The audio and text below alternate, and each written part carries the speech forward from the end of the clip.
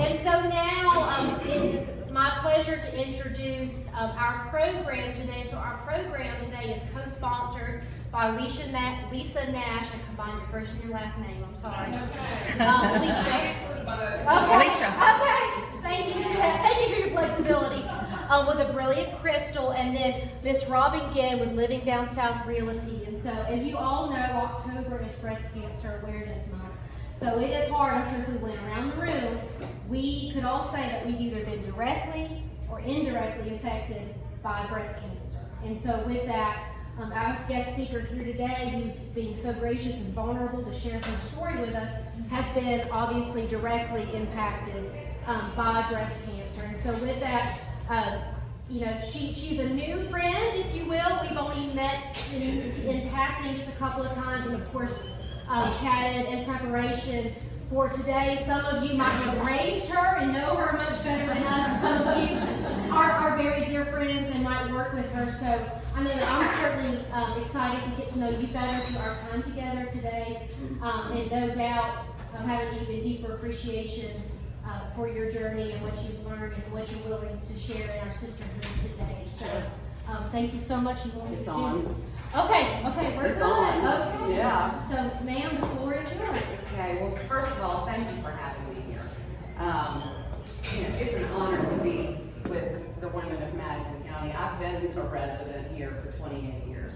So, I don't know a lot of you, but hello.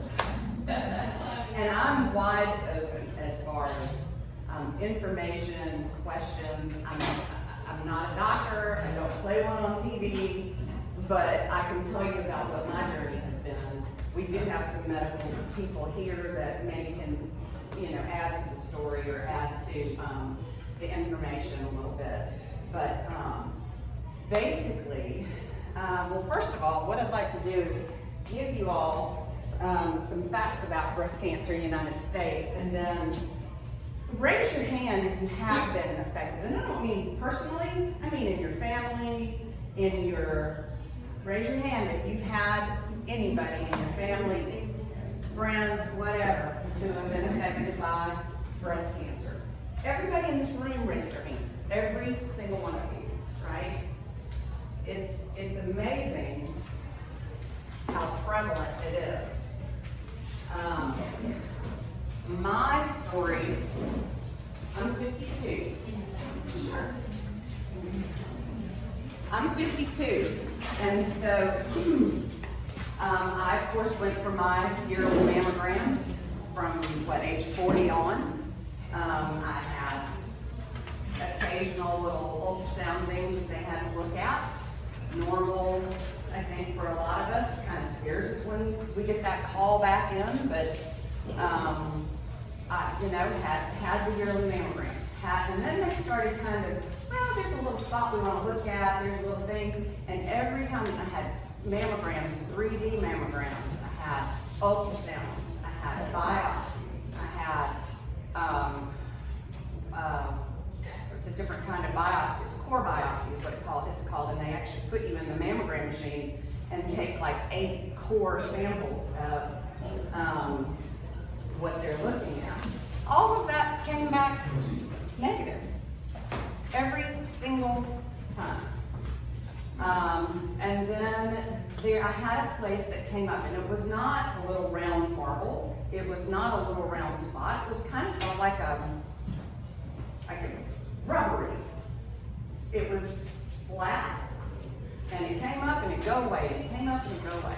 And they said, well, let's just check it out on MRI, have a breast MRI, which is a very awkward thing, if anybody has had to do that. But you're on your stomach and everything's hanging through, and they put you in the tube, and yeah.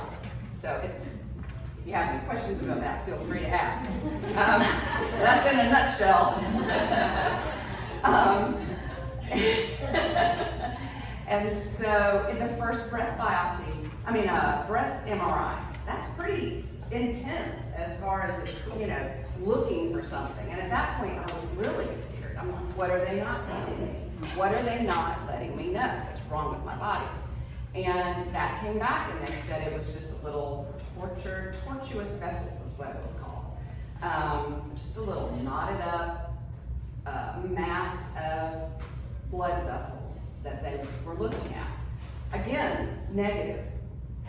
So they said, well, we want you to do this breast MRI because you're high risk, and I'll explain that in a minute,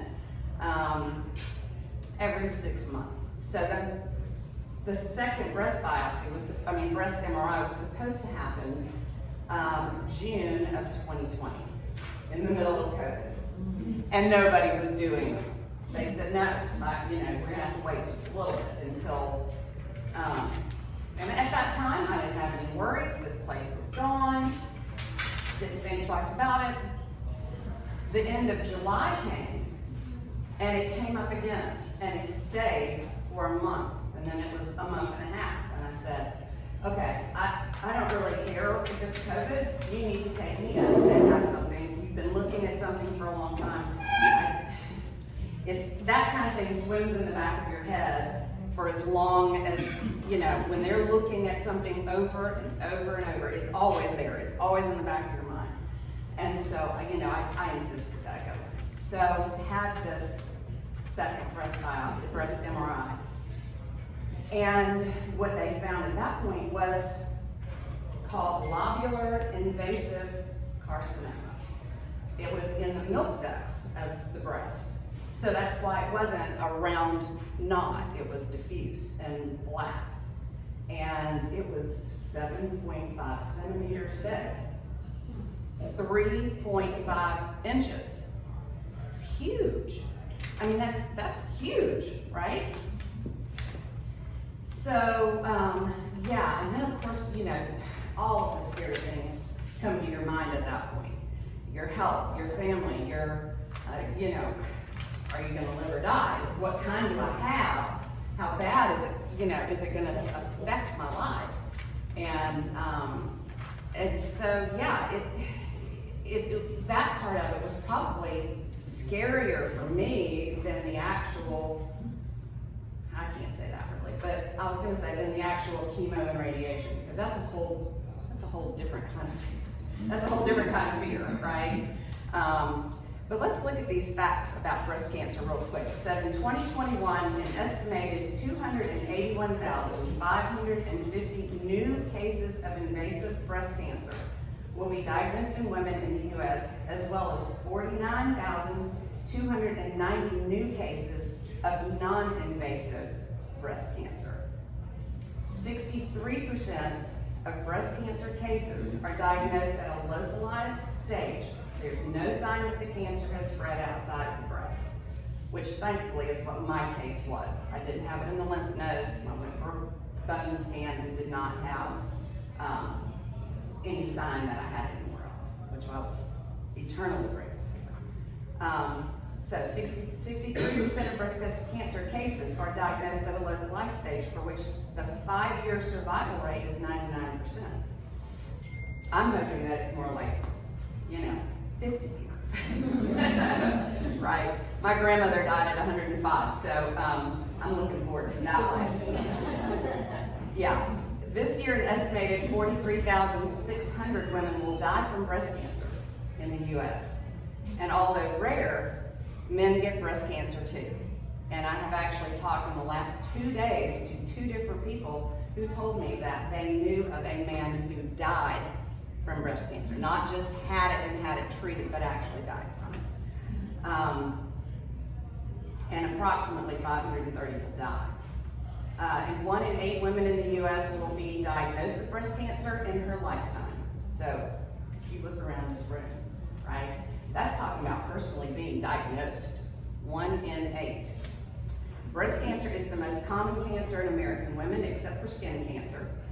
It is estimated that in 2021, approximately 30% of all new women cancer diagnoses will be breast cancer.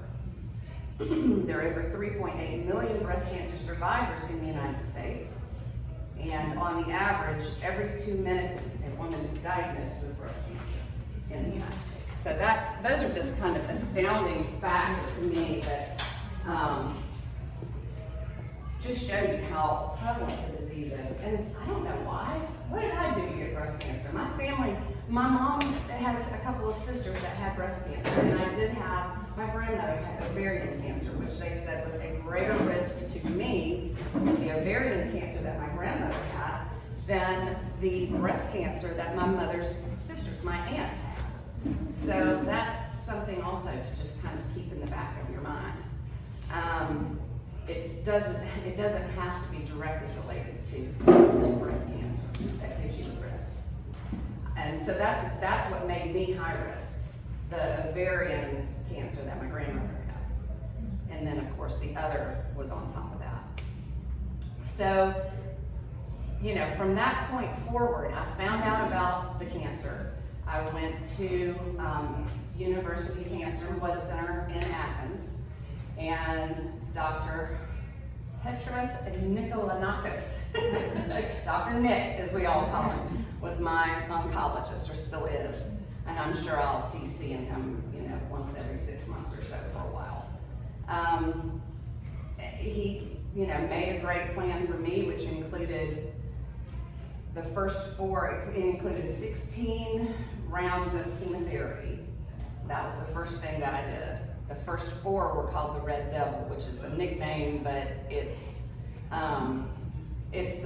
really severe. It, you know, that's what makes your hair fall out. I mean, this is, I kind of took charge of this situation because I sat in my chair one night and I said, I was running my hair, my fingers through my hair. I had long, straight hair, right? Not curly.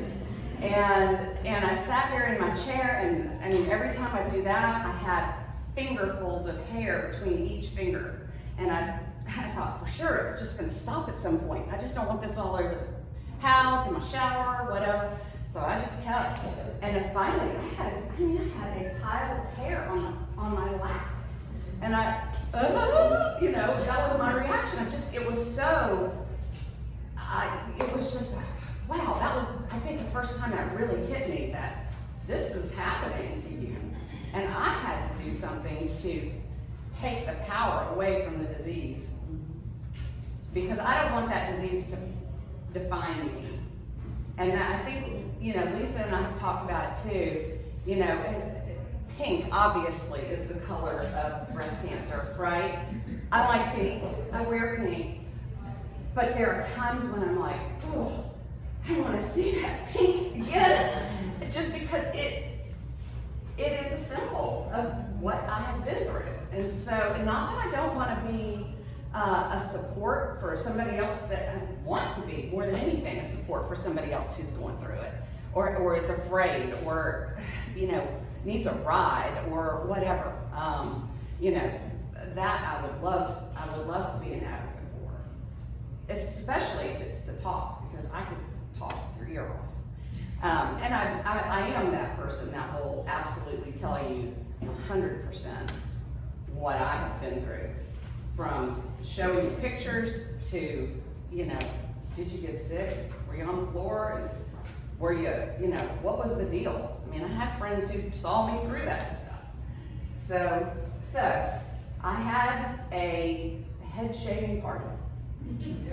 And I took my gang of girls and a few other people, and we went to my hairdresser, who has been my hairdresser since I was 15, and he said, I actually called him, and I showed him the pile of hair, and, you know, I said, you know, Grant, is it time? I mean, do I wait until next Sunday, or do I need to? And he said, oh no, you need to come today. We're taking care of this right now. And I mean, everybody that was there literally said, you name it. Tell me when, tell me where, we're gonna be there. And they shaved my head. My daughter started it off, and everybody took a stripe, right? And that was my way of being able to take control of the situation again. I felt like I needed to do that. And so this was a selfie that I took, right? I have horses, and I have been a trainer for a long time. And I went out to do something with my horses, and I sat out there for just a little bit, and the sun came out, and it was so warm on my head, and I was like, oh my gosh, this is beautiful. And I just went like that, you know, and that's what came out of it. And I, you know, that's the way that I wanted to attack this disease, because that is a picture to me that says, okay, here I am in all my glory, right? I'm going, ooh, you better stop.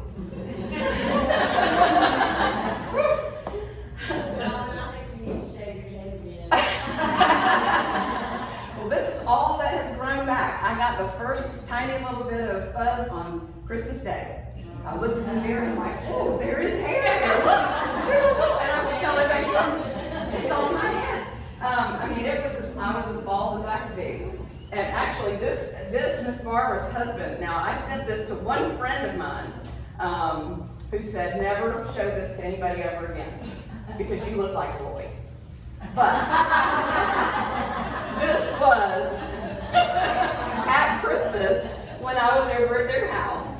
And I did.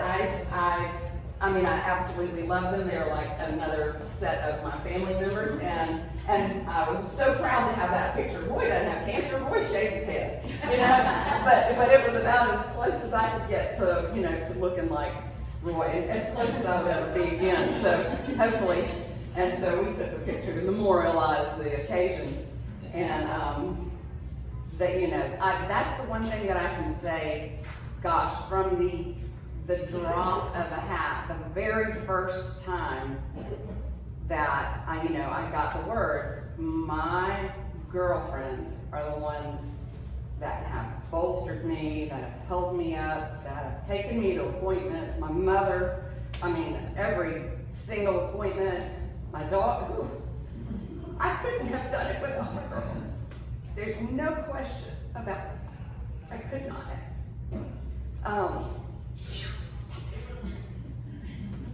Anyway, as far as the treatment goes, I had the red devil, the hair came out.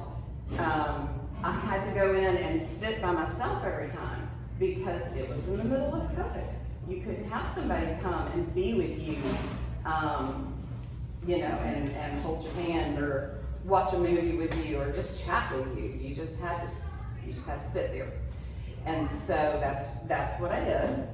The second round of this stuff, that was the other 12 rounds, was called Taxol. And Taxol was a whole lot easier on me, thank goodness. I was able to work. I still got tired. I still got run down. You know, I had to take good care of myself. But I did feel, I mean, I got to the point with the red devil stuff that on the third treatment of it, I said, Mom, I'm done. I'm not doing any more of this. I mean, it affected me mentally, it affected me physically. I was on the floor of the bathroom. I never threw up, but I always felt like I had to. And I'd be from the bed to the floor, to the bed to the floor. And, you know, friends that would come over and, you know, pick me up, give me water, give me ginger, you know, to keep from feeling like you were gonna throw up. I mean, that, you know, I didn't like that part of it. And I told Mom that I was, you know, I'm done, I'm not doing any more of this. And she said, I'll be damned. Sorry for that, but that is what she said. That's not happening. You know, we're getting through this, and it's gonna, you know, we're gonna pick it up and keep going, and you're gonna have one more treatment of these that are really gonna be bad for you, and then it's gonna get better. And it did. And then after I had the chemotherapy, they had to do another test to see how that chemotherapy affected the cancer. And so basically what it did was, because of the size of it, it punched holes in the cancer, but it didn't make it smaller. So it made it less diffuse and less thick, I guess, but it did make it smaller. And because of that, the next step was double mastectomy, because they said the type that I had would without question come into the other side. I had what's called an estrogen and progesterone positive cancer, so ERPR positive, which means that anything estrogen related in your body is going to affect the cancer and make it susceptible to coming back. So at that point, the journey was, we got to get rid of everything that produces estrogen. Okay, so double mastectomy, ovaries out, kept my uterus, but ovaries out, and I did all of that at the same time along with reconstruction. Some people choose not to do reconstruction. I mean, that was a personal choice, and you know, I felt like that was the thing that I wanted to do. Some people don't. Some people stay flat and they're proud of it and they wear it proudly. And either way is, you know, it's a personal choice. And so, pardon me. So I had to recover from the surgery and then had 28 rounds of radiation. Thought that I was making it through that. I mean, I've heard about the skin breaking down and rawness and all of this. And you know, I was slathering myself up with everything I could, you know, had read about. Everything that anybody had given me, I was putting it on. And I mean, that wasn't a bad thing to do. It kept moisture in your skin, and I was really great until right after the 20th one. I mean, I looked like I hadn't had it. I looked like everything was just perfect. And then all of a sudden, everything started to break down. And I was raw from underneath of my arm and across my chest, you know, just where they put the radiation. And that, you know, that stayed that way for a good while. I'm still discolored as far as the coloration of my skin. It still is darker, you know, where they did the radiation. But as far as, you know, the breaking down of the skin, that was probably the worst thing to deal with, just because you just don't want to have clothes on. Oh, should have come to your farm. No, breast cancer, I like not having clothes on. So. Would have been real happy out there in the garden. You know? So yeah, that has been the clinical side of my journey as far as, you know, what has actually happened to me. And I haven't been back. My journey, my treatment stopped in June. So, you know, I haven't been back. My hair started to come back when I started Taxol. So as long as I was taking the Red Devil, no hair. Anywhere. Ugh, like a baby, right? But everything started coming back super fuzzy, like fuzzy on my face, fuzzy everywhere. When I started Taxol, some people don't. Some people don't get, you know, some people don't get their hair back on Taxol. I was fortunate, and it's grown. I haven't had a haircut since I started growing hair back. I haven't had my hair colored. It came back. Oh, it's on my phone. It came back lighter than Joyce's hair. It was as almost translucent. So any kind of highlight that you see in it was from that stage when the color had not come back into my hair follicle, I guess. And so, you know, like I said, it was straight as it could be before before chemo.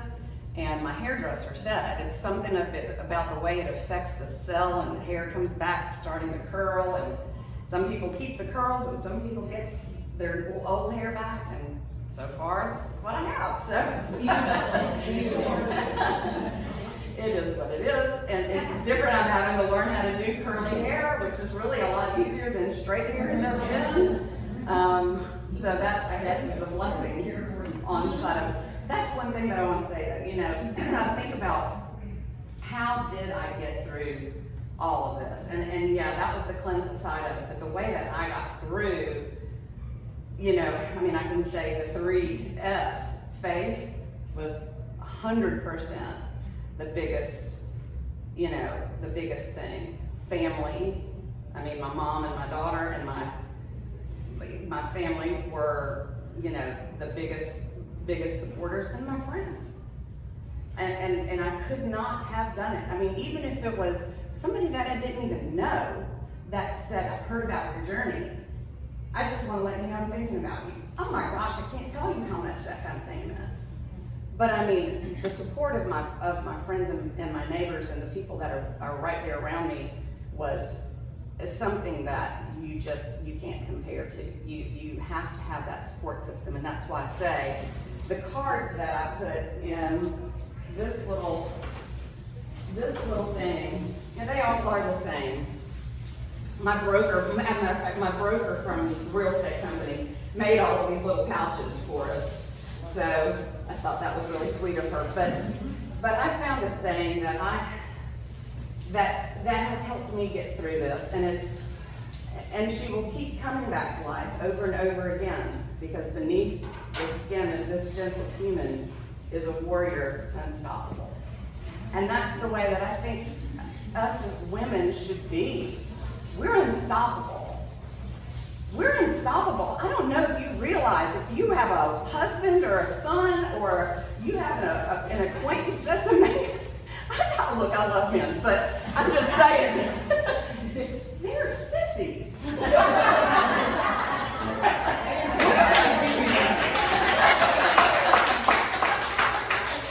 Women are strong. Women have power in ways that we don't see in the other sex. I mean, they're maybe stronger that way, but we have a core inside of us that is strength that people draw from and people get power from, and that is something that, gosh, I just want everyone to realize about themselves. I mean, it is so valuable and so something that you really do need to make sure that you understand about yourself. Pass those down.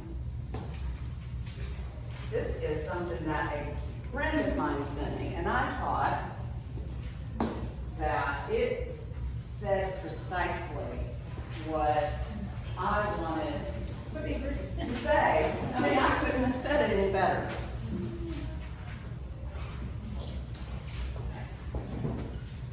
So, this says, walking the talk. I'm a breast cancer survivor. As some friends and I were driving to a birthday celebration lunch, a lady pulled out in front of us. As airbags deployed, we landed like a parked car between a fire hydrant, a tree, and an electrical pole. In shock and with lots of bruising, I went to the emergency room to be checked out as precaution. The scans on me picked up everything. They discovered I had a kidney stone, something else. After weeks and tests of biopsies, I was diagnosed with breast cancer. The doctor said it was against the chest wall and would likely never have been discovered on a mammogram. A total car, unplanned scans, and a miracle.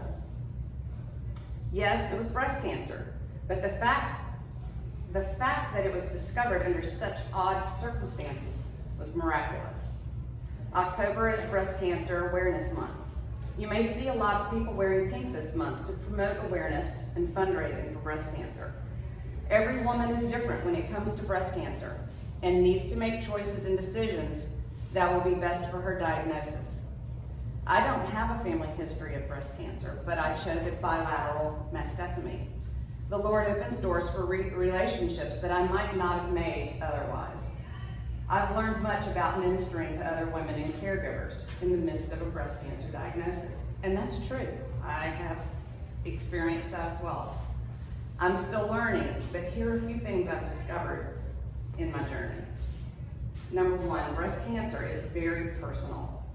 Some women feel more comfortable sharing their stories, but for another woman, her breasts are a private part of her body, and talking about the details is uncomfortable, and that's okay. Be sensitive to this as you minister, talk to, or ask questions to somebody who has had breast cancer before or is in the midst of it. Because you don't know what their story is, and you don't know what their personal feelings are about sharing the stories. I know I had to become comfortable in my own skin with a slightly different body. And so what I'd like to do is take these question by question and answer any questions that you have that you might want to ask me. I can tell you this about my body. So I had the double mastectomy. It was voluntary to have the right side done, but it wasn't, because the doctor had said it will come into that breast. You need to have it done. They cut me straight across my breast. I don't have nipples. So that is what it is right now. It is where I am right now. I might get my first tattoo. I'm saying, I don't know. It's still got to finish healing, right? Right? Well, you never know. Yeah. I mean, it is that. You know, I have to tell a funny story. So, a girlfriend of mine, I'm sitting in Dr. Gunn's office in Athens. He was the general surgeon. And a girlfriend of mine, long time, 30-year relationship, calls me as I'm sitting in his office, and she said, I was just diagnosed with breast cancer. I'm like, what? And she said, yeah, invasive lobular carcinoma. And I went, wait a minute, 12% of us get that type. What do you mean? That's what I have. I have the exact same thing. She said, yeah, but mine is a millimeter big. I'm like, a millimeter? Yeah. She did have a mastectomy. She did. I think that was voluntary. But she did not want, her mother had breast cancer. Her sister had breast cancer. So she was being prophylactic about all of that. She wanted to make sure that she didn't leave a cell behind that could take over. So anyway, I found out about her. She came out to visit me here, and we went to the Old Corner Hardware store in Franklin County for lunch one day. She wanted to go there because she's a dental hygienist. And the lady who owns Old Corner Hardware store was one of her clients. She said, let's go up and see them. Okay, great. So I get there, and she's had breast cancer, right? She's not only had breast cancer, but she's had the mastectomy, and she's had the tattoos, and we're all sitting around, and my friend Kathy says to her, can we go to the bathroom? She had a different kind of reconstruction than I did, but she's kind of in the same boat. And she was like, sure, no problem. So in the bathroom we go, and she's like, and I said, okay, I'm sorry, this never has happened on my planet before, but I'm gonna look like really closely because those look good. They had done 3D tattoos, and it was I'm like, I'm sorry I'm so close, but I'm here and I'm gonna have that done, and I just really want to. Yeah, and I didn't touch her, but it was kind of astounding that they looked like they did.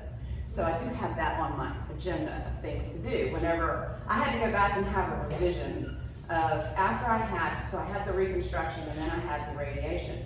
Radiation made one side a little different, lower, whatever, than the other side.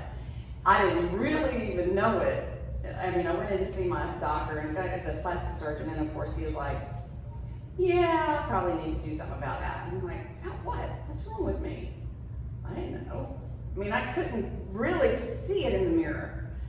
The first time that I saw it, I had started going to a gym in Athens, jiu-jitsu gym. And I was student of the month in September, and they took a picture of me in front of the gym. And when they posted it on Facebook, I looked at it and I was like, huh, I have one sad boob and one happy boob, right? And I didn't like that, so I said, yeah, I guess you're right, I'll have to go back. I've had a lot of surgeries in my life. I've had knee surgery and ankle surgeries, and probably we were counting up over lunch, 10 to 12 different surgeries. And I've been an athletic person for a lot of my life, and then not, because I've had so many surgeries and I haven't been able to get back to where I used to be. So you're at SPG? Yes, absolutely. Yes. My grandson goes there. Oh, I Yeah, just SPG. adore that place, and I didn't start until my daughter went to SPG. before she went to Greensboro, North Carolina. So, yeah, so she introduced me to the group, and I started. I see where you do Yeah. I love it. So anyway, yes, so I went through that surgery and had to have a revision to the side that had been radiated, and then my scar had also on this side had gotten keloid and kind of, it was still as pink as this bag was.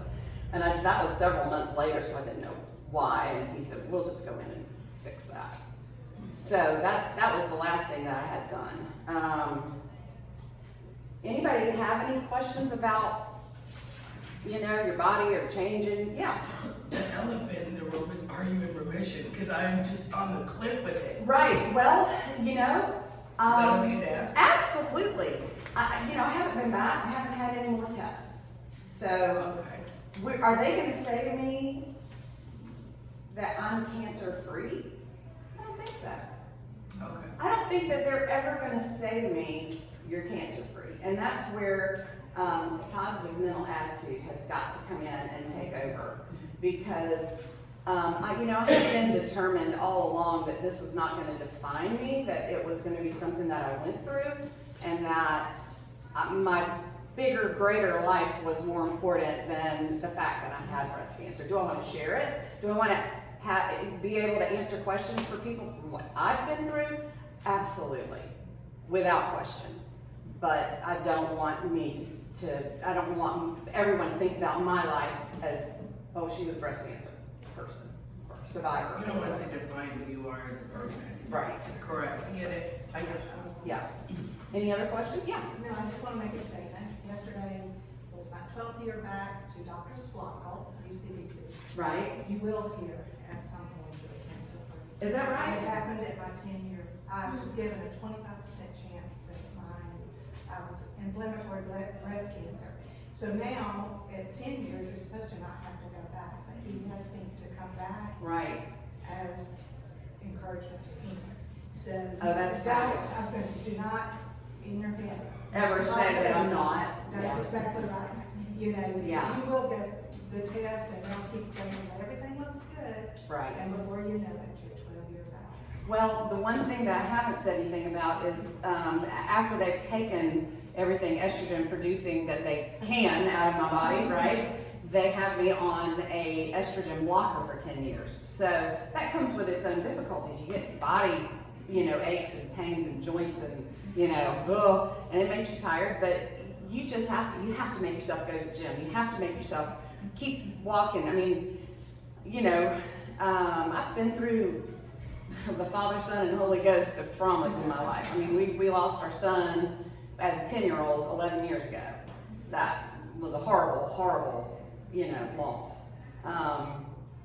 And now I've had cancer and been through that treatment. And number 3, well, I'm going through divorce now. So it just is one of those things. You have to figure out what is it that you're going to do in your life that's going to keep you from going into the hole and staying in the hole. Because the hole's easy to go to. It's really easy to go to. And the best advice that I got from somebody after her son passed away was at that time, our daughter was only 12. And she said, the best thing that you could do for her is keep her schedule as normal as possible. This was at a horse show because I was a horse trainer. And Catherine rode, and so that was one of the things that I did to keep her stepping forward. Having to go out to the barn every day, twice a day, clean stalls, feed the horses, do the normal stuff. That's what kept my feet moving. That's what kept me from going into the hole. And it's like I said, I'm not perfect. I've been there. I wallow around in it a little bit, and I'm like, okay, I'm tired of being down here. This isn't good for me. I need to get up and get out. And that has kept me from, I think from falling into any kind of like super depressive state. I mean, you can't help but have those days where you just go, damn it. Like, what do you want from me? Because, we've had a lot of discussions about the loss of my son. I don't like your plan. I don't think it was a fair plan. I don't think it should have happened. I don't think, all of that stuff. because he was a good young boy that was, had his whole life ahead of him. But the fact of that is, in my mind and in my book, we have a predetermined death date. He was only supposed to be here for 10 years. He affected a lot of people in the 10 years that he was here. And you may not agree with that, you may not believe that, but that's where I come from. And that's how I've been able to satisfy the question, why? Because you ask that on all of these things you do. You ask that question, why me? Why me? And then you become the person that comes to the Chamber of Commerce and speaks to a great group of ladies that has questions about this, that maybe has been through it and maybe hasn't been through it. So I'm grateful for that. I'm really, really grateful for that. So number 2 says, whatever the diagnosis, treatment, or stage of breast cancer, it is hard both physically and mentally. A mastectomy is hard. Drains, expanders, and reconstruction are hard. Chemo and radiation are hard. Lumpectomies and biopsies are hard. No one goes through breast cancer and says, whew, that was easy. One of my struggles was not second-guessing my decision, especially on the physically painful and challenging days. And that's true. Again, that's the positive mental attitude that you have to have a mindset about life and about what you want out of life to be able to keep stepping ahead. On those days that you are low, boy, find something that's, I don't care if it's a little wildflower out on your lawn, find something beautiful about the day. There's always something beautiful about the day. Number 3 says the quiet is both a gift and a struggle. I had many quiet moments when no one was nearby or during a period when I could not physically keep up with others. You need the quiet to rest and sleep and let your body heal. But sometimes too much quiet can be very lonely. A certain type of grief comes with breast cancer. You grieve for your health, your body, and how you will never be the same after going through such a traumatic health crisis. Some days this grief is closer to the heart, while other days it may feel like you are over it. And that's true. Some days I'm great and I have no tears in my eyes and I have no lump in my throat and I can talk clearly. Today happens to be one of those days. I don't know why. I'm grateful. But there are other days when I start to talk about stuff and man, I can't get past the golf ball that's sitting right there. My voice gets like this, and I just can't say anything more about it. I have to just go, okay, I'm going for a walk. Something's got to change where I am right now, and a walk for me anyway tends to do that. It just gets me out and again gets my feet moving. Number 4, God is present. In the years that have followed after my diagnosis and surgeries, I've seen God's power and presence in a whole new way. He has opened my eyes and heart to the hurting and those living with pain or an illness. God has also tenderly given me truth from His Word at the right moments. When you are struggling with your physical appearance and you read, humans do not see what the Lord sees, for humans see what is visible, and the Lord sees the heart. You sense that you sense God's love for you in a whole new and fresh way. That's, I'm thankful for my friends that send me devotions, that send me prayers, that send me, quotes from the Bible, that send me verses, whatever, that kind of stuff, and I can't say that I'm in church every day. We're all busy, right? Do I make time for it every single Sunday? I'm ashamed to say, I don't. Sometimes I like to sleep in. Sometimes my horses need some care. Sometimes I'm at a horse show judging. Life is what it is. God doesn't hold that against you. So I have gotten a lot of strength from my faith. Number 5, this is not punishment. And that has been something that I've struggled with. Because as you heard me say, why me? And all of the stuff that I've been through. Why me? Why? What have I done? What have I done? How can I change something about myself or what I'm doing or what I'm eating or how am I exercising or using some product that's not good for me, or what am I doing? And it is not punishment. God's entrusted you with something big. Because sin is in the world, there is suffering, pain, sorrow, and disappointment. And it comes to all of us. What if, instead of thinking we're being punished, we thought about how God's entrusting us with this difficulty, and to live it out and to point people toward Him? When I look at my diagnosis as an honor that God has entrusted to me, it changed everything about my actions and my attitude. It was not always easy, but I would repeat, you gave me life and faithful love, and your care has guarded my life. And that, boy, that's true in every sense of the word for me. Number 6, God understands when no one else does. I remember feeling so physically and mentally exhausted after returning to work, and that was very true. My family was doing all they could to help me at home, but God knew my physical, mental, and emotional struggles when no one else did, and He continued to give me just what I needed for each day. My relationship with the Lord went deeper as I continued to depend on His wisdom, direction, and guidance for even the smallest decisions. My dependence upon God and staying in tune with His Spirit has been one of the greatest gifts through this journey. And this is written by somebody else, not written by me, right? But boy, I mean, I didn't mean for this to turn into a preaching, right? But it is a fact. The faith has been a very, very big part of my journey. And then number 7, support and community are essential. And you see this table behind you, beside you, in front of you. I mean, this is only a small fraction of the people that have supported me and held me up. And I would be lost without my support group. From the moment I was diagnosed with breast cancer, I felt great support from family and friends. Women with breast cancer need others to help carry the weight of the journey. Even the smallest gesture means so much.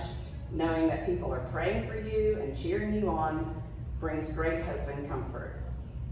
If you are a breast cancer survivor, tell your story and how God's worked through it. If you know someone with a recent diagnosis, pray for her or him and allow God to use you in the good ways. This is just really important, and I know that we're getting really, really close to being over time, I know. Are you sure? Yeah, so we are at time, and Right. let folks know though they need to leave, that they hop out, get back to the office, but we do want to get to the piece with the jewelry. Right, absolutely. I am almost done. Do you have any questions at this point? Yeah. Anybody have questions?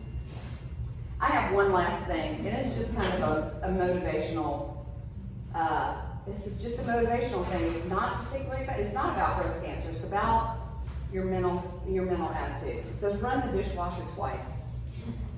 When I was at one of my lowest mental points in life, I couldn't get out of bed some days.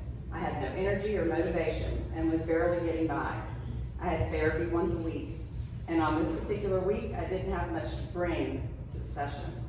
He asked how my week was, and I really had nothing to say. What are you struggling with, he asked. I gestured around me and said, I don't know, man, life? Not satisfied with my answer, he said, no, what exactly are you worried about right now? Like, what feels overwhelming? When you go home after this session, what issue will be staring at you? Well, I knew the answer, but it was so ridiculous that I didn't want to say it. I wanted to have something more substantial, something more profound, but I didn't. So I told him, honestly, the dishes. It's stupid, I know. But the more I look at them, the more I can't do them because I'll have to scrub them before I put them in the dishwasher. Because the dishwasher sucks and I can't stand to scrub the dishes. I felt like an idiot even saying that. What kind of grown-ass woman is undone by a stack of dishes? Right? There are people out there with actual problems. And I'm whining to my therapist about dishes. But my therapist nodded in understanding and then said, run the dishwasher twice. Run the dishwasher twice. I began to tell him, you're not supposed to do that. But he stopped me. Why the hell aren't you supposed to? If you don't want to scrub the dishes, and your dishwasher stops. Run it twice. Run it 3 times. Who cares? Rules don't exist. So stop giving yourself rules. It blew my mind in a way I don't think I could properly express. That day I went home and tossed my smelly dishes haphazardly into the dishwasher, and I ran it 3 times. I felt like I had conquered a dragon. The next day I took a shower lying down. A few days later I folded my laundry and I put them wherever the heck they fit. There were no longer arbitrary rules that I had to follow, and it gave me the freedom to make accomplishments again.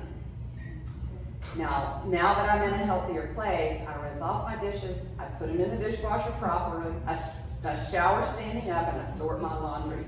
But at a time when living was a struggle instead of a blessing, I learned an incredibly important lesson. There are no rules. Run the dishwasher twice.